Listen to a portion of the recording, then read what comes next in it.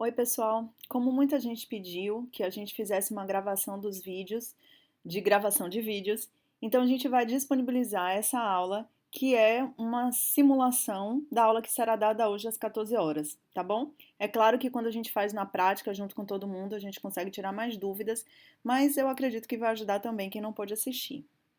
Eu gostaria de lembrar que o que eu vou explicar aqui é o que eu aprendi assistindo outros vídeos, assistindo outros professores e com certeza ainda tem muito mais coisa para aprender, mas eu acho que já dá para começar a partir daí. Bom, cabe agora ressaltar a diferença entre a aula EAD e a aula remota. Essa voz que vocês ouviram agora foi uma voz gravada dentro da aula, só para mostrar que a gente consegue colocar em cada etapa o que a gente desejar. Mas para falar a verdade, o mais importante nesse momento é entender que o curso que nós vamos fazer agora não é uma atividade EAD, é uma aula remota. A atividade EAD, ela geralmente é feita com videoaulas gravadas antes mesmo dos alunos estarem matriculados. O aluno aprende sozinho. O curso EAD é elaborado desde a sua concepção na forma à distância, com a presença de um tutor para tirar dúvidas. A aula, a avaliação, o material, tudo isso é elaborado pela escola, sem saber qual é o tipo de aluno que eles terão presentes. A organização do tempo é feita pelo estudante e essas atividades geralmente são assíncronas. Existe um cronograma, existe um prazo para cumprir, mas tudo isso geralmente é por atividade assíncrona. Já no curso de aulas remotas, que é a situação que nós estamos passando agora, ele pode ter ou não aulas gravadas. Esse conteúdo que será passado vai ser o mesmo do conteúdo que seria passado numa atividade presencial. A aula, a avaliação e o material é feito pelo professor da disciplina, personalizado por turma. Esse professor do presencial, ele também fica à disposição para os alunos em um horário pré-determinado. Esse tipo de atividade ela tem um caráter temporário por conta da pandemia, mas o que a gente percebe hoje é que talvez passe a ter um caráter misto, ou seja, daqui para frente a gente não sabe como serão as nossas atividades de aulas teóricas. Geralmente, a aula remota ela vai ser composta por atividades assíncronas e atividades síncronas. E o calendário ele fica adequado a essa situação emergencial que estamos passando no momento. Para isso, é importante a gente definir o que seriam as atividades síncronas e as atividades assíncronas. Entende-se como atividade síncrona aquela em que há participação de aluno e professor no mesmo instante, no mesmo ambiente, que no caso da gente é uma atividade virtual. Mas no momento em que nós dávamos aula no anfiteatro com os alunos e a gente lá na frente, essa também era uma atividade síncrona. Nessas atividades síncronas, ambos devem se conectar no mesmo momento, no caso do ambiente virtual, e interagir entre si de alguma forma para concluírem o objetivo da aula. Então, se o professor vai dar uma aula naquele momento, o professor dá aula e o aluno assiste e tira dúvida, ou muitas vezes a partir de uma atividade assíncrona, como a leitura de um artigo, a elaboração de um trabalho escrito, um questionário ou até mesmo assistindo videoaulas, como tem sido bastante comum, o aluno vai para a atividade síncrona apenas para tirar dúvida. É óbvio que cada um dos sistemas apresenta vantagens e desvantagens, né? A vantagem da atividade assíncrona é a desvantagem da atividade síncrona.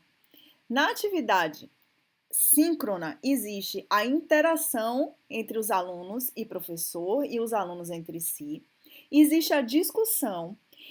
A atividade, como ela é presencial, ela é um termômetro da participação do professor e do aluno e ela requer pouca tecnologia. Já a desvantagem é que você precisa ter uma boa internet, porque não é incomum numa atividade síncrona a internet cair. Muitos alunos permanecem com as câmeras desligadas e a gente fica sem saber se ele de fato está participando, se está interagindo, se está prestando atenção. E uma grande desvantagem que muitos alunos comentam sobre as atividades síncronas é que eles não conseguem participar assistindo aquela aula em outros horários, como acontece nas videoaulas gravadas. Quais são os tipos de ferramentas síncronas? Como ferramentas síncronas, nós temos várias, eu vou trazer as mais utilizadas. As webconferências, os chats, a videochamada e as audioconferências. Audioconferência é menos comum, porque não tem o vídeo, e a pessoa faria tipo um podcast com discussões ali ao vivo. Por isso seria uma ferramenta assíncrona.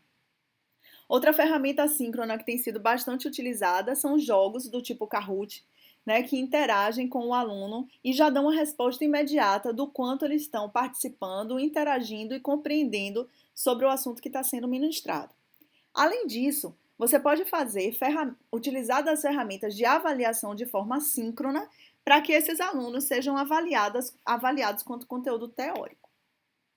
Já as atividades assíncronas, elas têm como definição que não há necessidade de que alunos e professores sejam conectados ao mesmo tempo para que as tarefas sejam concluídas e o aprendizado seja adequado. A atividade assíncrona, talvez a mais importante e a mais elogiada pelos alunos, é a possibilidade da aula invertida, em que o professor manda um vídeo com o conteúdo ou manda um artigo com o conteúdo, com o tema a ser abordado, e depois, numa atividade síncrona, esse conteúdo é discutido.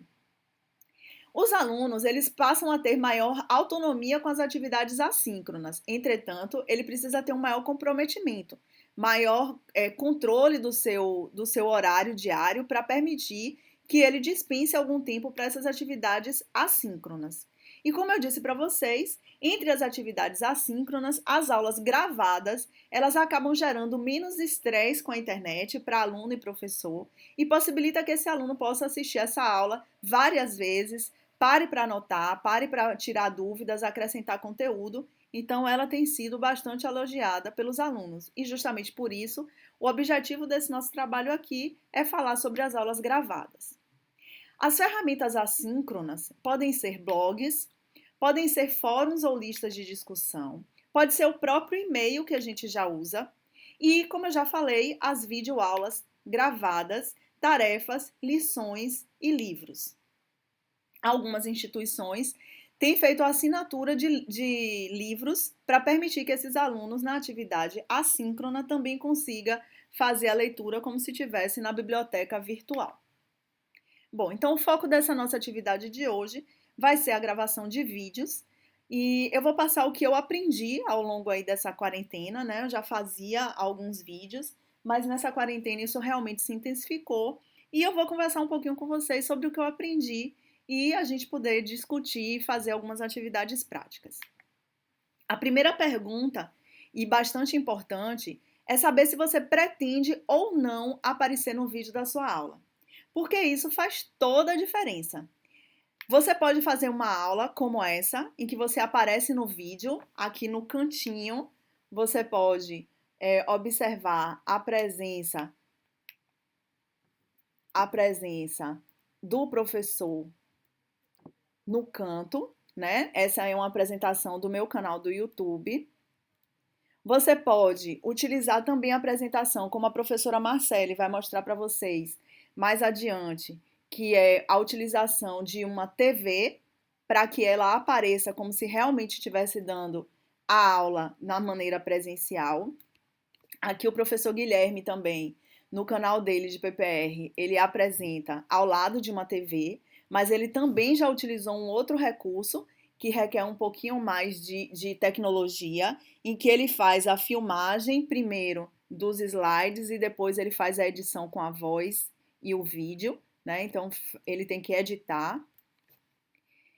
E uma possibilidade é sim aparecer no vídeo para fazer a apresentação. E aparecer ou não aparecer é uma questão que foi uma polêmica na minha escolha. Eu, quando comecei a fazer os vídeos, eu não aparecia. Sinceramente, eu achava muito mais fácil, né? Mas alguns alunos começaram a me estimular a aparecer no vídeo e eles diziam algumas coisas bastante interessantes. Então, quando você aparece, segundo eles mesmos, existe uma maior interação com o aluno, porque é uma personificação, né? Ele consegue enxergar quem é a pessoa que está dando aquele conteúdo.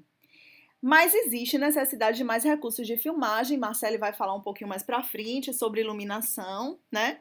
Existem as preocupações estéticas, você tem que estar com a roupa mais alinhada, cabelo alinhado, não pode ficar com cara de quem acordou agora, então tem as preocupações estéticas e requer um pouquinho mais de edição do vídeo para fazer o trabalho, principalmente se você for fazer aquela opção que Guilherme usa de fazer a edição de vídeo e depois de voz, e o Data Show precisa de edição. Se você não aparece, aí tem os outros problemas e as outras vantagens, né? Tem uma menor personificação, mas você vai ter que acrescentar mais animações no slide, porque senão ele fica muito monótono. Como vocês estão vendo, propositadamente, eu coloquei esse slide com todo o conteúdo, eu não estou aparecendo, e esse slide está todo representado na sua estrutura escrita, sem nenhum movimento. Isso é ruim para o aluno que está assistindo, ouvindo a voz em um slide parado. Quando você não aparece, é mais fácil você interromper, fazer cortes, fazer a edição da imagem, porque não aparece a pessoa falando, que pode dificultar o corte. Portanto, você vai precisar de menor recursos na edição desse vídeo. Existem alguns detalhes que eu demorei um pouquinho para perceber sobre a aula gravada e eu vou já chamar atenção agora para que vocês não cometam os mesmos erros, tá? As aulas gravadas, elas devem ter um tempo máximo de 20 minutos. Entre 15 e 20 minutos é um tempo ideal por vários motivos. A aula gravada, o aluno cansa mais, então ele acaba se dispersando com a maior parte do tempo. Com 20 minutos é um tempo suficiente para ele parar e assistir o conteúdo completo de uma vez. Quando você faz aulas maiores também, a plataforma de envio acaba ficando mais carregada. A gente diz que vai fazer o upload ou upar essa aula. E quanto mais tempo essa aula tem, mais pesada ela fica, mais ela demora para ser enviada para essa plataforma. E, como eu disse para vocês, um cuidado também importante é no acesso dos acadêmicos a essa aula e a proteção dos direitos de imagem, das imagens suas, porque essa aula vai ficar lá disponível e eles têm vários recursos para fazer print da sua tela, para gravar a sua tela, para ter sua aula completa o tempo que ele quiser e como ele quiser. E por isso eu sempre sugiro que vocês façam como eu fiz aqui no cantinho, colocando o meu nome em todos os slides, né? Eu nem boto muito no canto para evitar que eles façam outros tipos de recorte. Coloque marca d'água em cima de todas as imagens que sejam próprias, imagens de caso clínico, imagens de radiografia, imagens de tomografia, né? Tome cuidado em citar as fontes das imagens que você estiver utilizando quando você disponibilizar essa aula para os seus alunos. Evite o uso de imagens que permitam a identificação dos pacientes, mesmo aqueles pacientes que te deram autorização de imagem, porque quando você fez isso, você garantiu também a ele que haveria um sigilo, que essas imagens elas seriam cuidadosamente tratadas para não expô-lo. E sempre tenha autorização do uso de imagem em todos os casos apresentados. Se possível, dê preferência a utilizar imagens de livros e cite a fonte desses livros. Existem vários recursos que a gente pode utilizar para fazer uma aula gravada. Um dos recursos mais fáceis de utilizar de uma plataforma bastante fluida e autoexplicativa é a aula gravada no Zoom. Para você ter uma aula gravada no Zoom, você precisa ter uma inscrição individual na plataforma, que eu acredito que aqui todos já fizeram, porque estão fazendo o acesso a essa aula nossa pelo Zoom. O Zoom ele pode ser gratuito ou pode ser pago. Você consegue fazer aula gravada também com acesso gratuito do Zoom. Você pode escolher fazer a gravação com e sem imagem de você aparecendo. Você vai fazer o compartilhamento da tela do PowerPoint ou do Keynote pelo Zoom e depois essa gravação é salva automaticamente quando a reunião é concluída, quando você encerra a reunião. Então, a ideia agora é que vocês possam praticar fazendo a sua própria aula. Por isso que eu pedi na atividade prática que vocês estivessem assistindo isso em 2 computadores ou em um computador para fazer esse teste e um celular. Por quê? Porque o que eu preciso agora é que você, no computador, faça o seu login, né? Porque no nosso caso todos já estão registrados, mas quem não estiver, registre-se. Agora vocês vão efetuar o login e fazer o acesso na sua conta. A página é o zoom.us, que todo mundo entrou, né? E nós vamos realizar uma reunião. Como eu disse para vocês, você pode fazer com o vídeo aparecendo e deixar o vídeo desligado ou fazer o compartilhamento de tela. Vocês vão iniciar então com uma nova reunião, que é você e você mesmo, e aqui eu já sugiro que você faça as configurações do Zoom, na opção Configurações de vídeo. Nessa opção Configurações do Zoom, Configurações de vídeo, pode estar escrito gravando ou recording. Vocês vão selecionar aonde vocês querem armazenar as suas gravações. Por quê? A primeira vez que eu fiz uma gravação do Zoom, eu não tinha visto onde ela estava armazenando e fiquei com ela perdida. Encontrei algum tempo depois. Aqui eu coloquei para salvar num HD externo, porque o meu computador tem pouca memória. Mas isso aí é uma escolha de vocês. Vocês vão abrir o local, escolher aonde você vai salvar, ou você pode optar também por todas as vezes que você fizer uma gravação de vídeo, após acabar a reunião, abra uma aba para você dizer aonde você quer salvar essa gravação. Isso também você pode fazer, tá certo? Uma coisa importante é que se você quiser que o seu vídeo apareça, é legal você colocar o vídeo ao lado da tela, para evitar que a sua imagem apareça numa aula do PowerPoint, justamente numa posição que atrapalhe a visualização do texto ou do caso clínico que você quer apresentar. Então, como eu disse para vocês, na barra de ferramenta do Zoom, vocês vão clicar aqui nessa setinha ao lado de onde aparece o vídeo e vocês vão conseguir clicar nas configurações. Então, essa é a ferramenta, a barra de ferramentas que a gente vai usar sempre. Ela pode estar em inglês ou em português. A minha, né, está em português.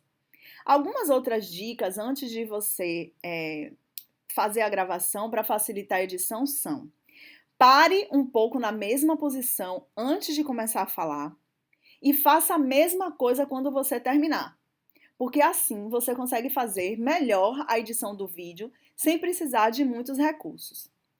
Faça pequenas aulas de 15 a no máximo 20 minutos, como a gente já falou, para evitar que ela fique pesada. E use um microfone e um fone de ouvido, ou teste o microfone do seu computador para ver se ele é eficiente em captar toda essa imagem, esse som. Para gravar, então, vocês vão ter esse botãozinho aí que está sinalizado de vermelho, né, para gravar. E a partir daí você vai fazer a gravação ou da sua tela compartilhada, ou da sua tela com a sua imagem, ou somente da sua imagem. Isso daí vai ficar a critério de como você quiser fazer a apresentação do seu vídeo, tá? Se você vai compartilhar a tela do PowerPoint, você vai clicar em compartilhar e escolher a tela. Então, agora eu gostaria de fazer com que vocês testassem tudo isso e depois vocês voltam para a aula para dar continuidade.